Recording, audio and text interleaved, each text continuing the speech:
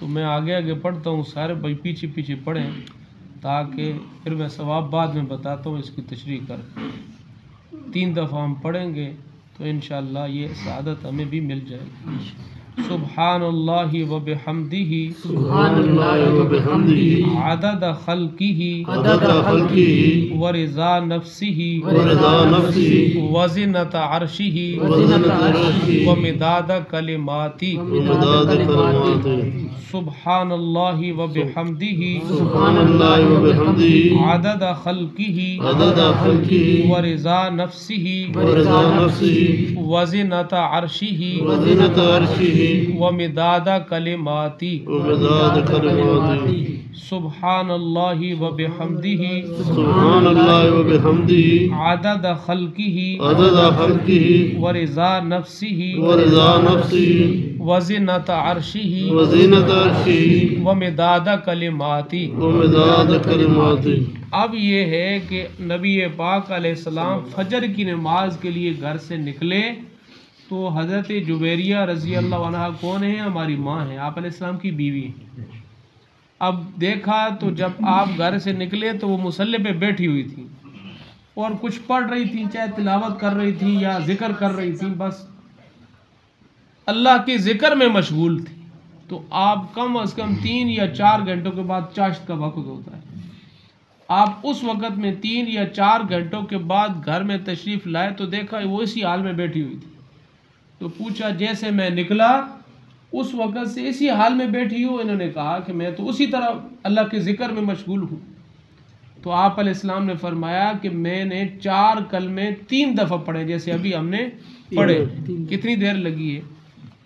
आपने फरमाया सल्लल्लाहु अलैहि वसल्लम ने कि 4 कलमे मैंने 3 दफ़ा पढ़े हैं। जो कुछ तुमने सुबह से पढ़ा है वो ये 4 कलमे उन पे भारी हैं, वज़नी हैं। अगर जो तुमने कमाया है या तुमने जो पढ़ा है उसको इसके मुकाबले में तोला जाए तो ये कलमे भारी हो जाए। कितनी देर लगी? 2 मिनट भी नहीं लगे हैं। अगर हम इन कलमों को याद कर लें, इतने मुश्किल भी नहीं है। सुब्हानल्लाहि व बिहम्दिही अदद खल्किही व रिज़ा नफ्सिही व ज़िनत अर्शिही व मिदाद कलिमाती। अफ़ज़ा अच्छा हो तो बहुत जल्दी याद हो जाता है। 4 कलमे, सुब्हानल्लाहि व बिहम्दिही अदद खल्किही व रिज़ा नफ्सिही व ज़िनत अर्शिही व मिदाद कलिमाती। 3 दफ़ा पढ़ने में कितनी देर लगती है, लेकिन अजर देखो कितना ज़्यादा है। लेकिन अल्लाह हम सबको यकीन नसीब करे। यकीन नहीं है, ईमान हमारा है, और यकीन के बगैर काम बनेगा भी नहीं। कुरान का शुरू है, अल्लाह ने ईमान वालों की सफ़ात को जिक्र किया और आखिर में कहा व बिल आखिरते हम यूक़िनून। हम सारे आखिरत को मानते नहीं मानते? आखिरत को मानते हैं, यकीन नहीं करते। और जब यकीन करेंगे तो फिर अमल छिन जाएगा। इसीलिए मेरे अजीज़ों, अल्लाह हम सबको यकीन नसीब करे। जो यकीन अल्लाह ने अपने नबी के सहाबा को दिया था, उनको मिला था, जिसकी वजह से मेरे अजीज़ों फरिश्ते उन पर रश करते थे। आज अल्लाह ने मौका दिया है, हम इससे फ़ायदा उठा लें, हम इस वक्त को कीमती बना लें। ये जब तक ज़बान चल रही है, इससे पहले कि ज़बान में कोई आफत आ जाए, कोई बीमारी आ जाए, फिर लोग ज़बान हिलाते हैं, हिलती है, जिंदा होते हैं। जी इसके तो ज़बान पे फालिज आ गया। अब ये चाहता है कि मैं पढ़ूं, लेकिन कभी एक जगह दर्द है, कभी दूसरी दर्द है। इसलिए जितनी सांसें खुदा ने दी हैं, इनसे फ़ायदा उठा लो। कमाई का वक्त है।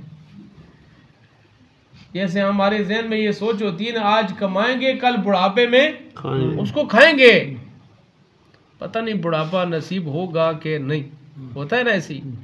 कितने लोग हैं जो चलते चलते, वो तो आज मैंने देखा था, वो तो अभी देखा था, वो तो मेरे साथ उसने नमाज पढ़ी है, उसने खाना खाया, ऐसी बातें चलती नहीं चलती।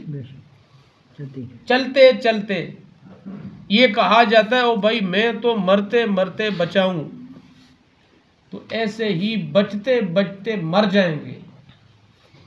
जैसे मरते मरते बच जाते हैं, तो ऐसे बचते बचते ही मर जाएंगे।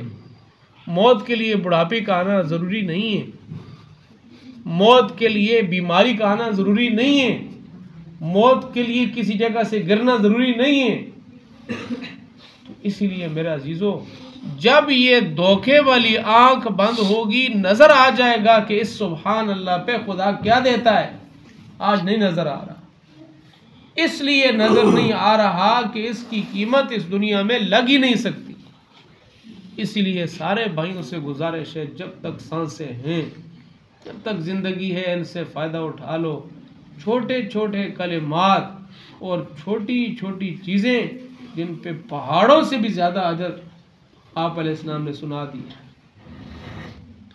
कोशिश करें इन कलिमात को हम याद करके इनकी पाबंदी करें, तो अल्लाह करेगा इंशाअल्लाह, अल्लाह दुनिया में भी इसकी राहत चैन सुकून देगा, और मरने के बाद तो यकीनी बात है इसका बदला है ही, आखिरत में है।